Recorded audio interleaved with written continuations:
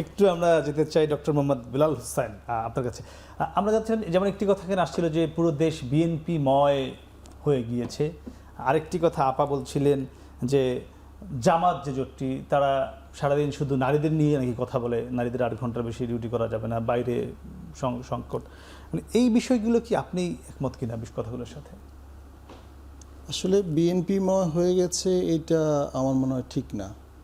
কারণ বাংলাদেশে এখন যতগুলো দল রয়েছে সবাই ফাংশনিং। এখন যে লেন্স থেকে দেখে, আমি যদি দেখি যে বিএনপিময় হয়ে গিয়েছে, আরেকজন বলবে জামাতময় হয়ে গিয়েছে, আরেকজন বলবে এনসিপিময় হয়ে গিয়েছে। সো এটা আসলে ব্যক্তির চিন্তার উপর নির্ভর করে সে কোন লেন্স থেকে দেখে। তা আমি আশরাফ ভাইয়ের এই মতের সাথে একমত নই যে সারা দেশ বিএনপিময় হয়ে গিয়েছে। আপনি দেখবেন বলছিলেন যে প্রশাসন, পুলিশ, এই কথাগুলো কিন্তু বলছিলেন। প্রশাসন, পুলিশ, এটা আসলে প্র্যাকটিক্যালি গেলে বোঝা যায় বিএনপিময় হয়ে গেছে কি হয় নাই। তো আপনি নির্বাচন এখনও অনেক সামনে রয়েছে, 12 তারিখে নির্বাচন হবে।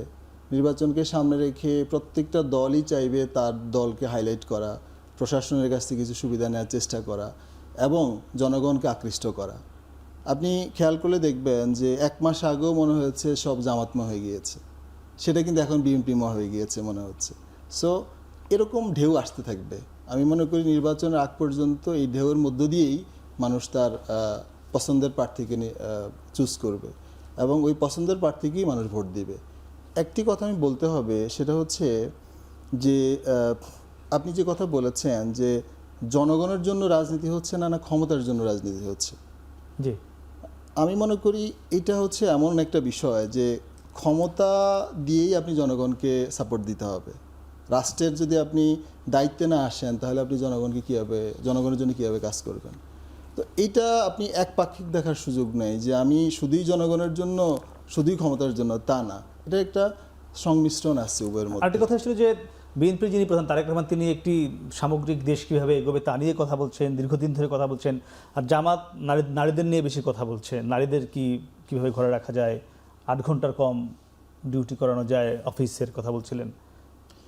আসলে বাংলাদেশে যে জনসংখ্যার আপনি ধরে নিতে পারবেন 50-50 হচ্ছে পুরুষ নারীর সংখ্যা, কম বেশ 1-2% এদিক সেদিক হইতে পারে।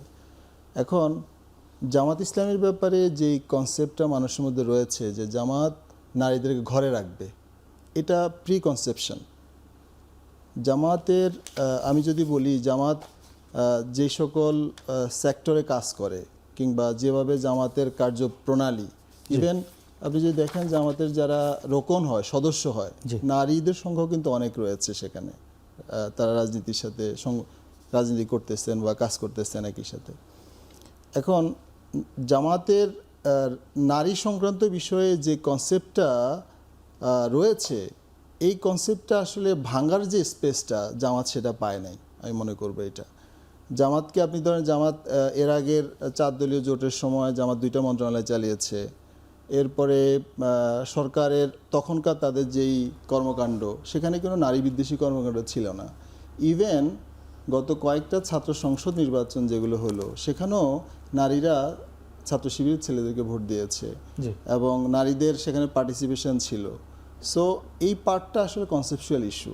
এক পক্ষ মনে করে জামাত নারীদেরকে কর্নার করে রাখতেছে, কিন্তু প্র্যাকটিক্যালি আমার মনে হয় না জামাত এই কাজটা করছে।